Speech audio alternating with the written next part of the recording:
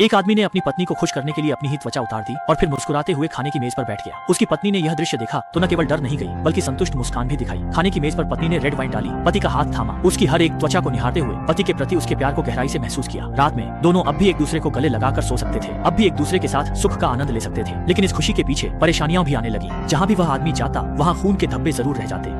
हर दिन खत्म न होने वाले घरेलू काम होते हैं, खून की गंध भी लंबे समय तक नहीं जाती। हालांकि पत्नी को इससे घिन जरूर होती है, पर पति के प्यार के सामने ये सब कुछ भी नहीं लगता, क्योंकि अब उसके पास त्वचा नहीं है। पति को ठंड लगती है। गर्मियों में पत्नी पसीने से घर में हीटर चलाना, जिससे महंगे गैस बिल ने तंगी झेल रहे परिवार की मुश्किलें बढ़ा दी। पति की डरावनी शक्ल से उसकी नौकरी भी चली गई। अब वह पत्नी की गोद में सांत्वना ढूंढता। पत्नी जीवन के दबाव में थी। पत्नी अब पहले जैसी उत्साही नहीं थी। एक दिन वह शॉवर के नीचे खड़ी थी और सोचने लगी कि क्या उसे भी पति के लिए कुछ करना चाहिए। लेकिन जैसे ही उसने अपनी त्वचा छूने को हाथ बढ़ाया, उसने तुरंत इरादा बदल लिया, क्योंकि वह पति के लिए सब कुछ छोड़ने को तैयार नहीं थी। अगले दिन कई दोस्त घर पर मेहमान बनकर आए। सब लोग हंसी मजाक में मशगूल थे, सभी बहुत खुश थे। बस पति ही वहाँ खुद को गैर जरूरी महसूस कर रहा था। जब दोस्तों ने बर्तनों पर खून के धब्बे देखे तो वे भी बहुत घिनाने लगे। एक लड़की ने तो जैसे ही देखा तुरंत अपना हाथ पीछे खींच लिया, मानो उसने कोई घिनौनी चीज छू ली हो।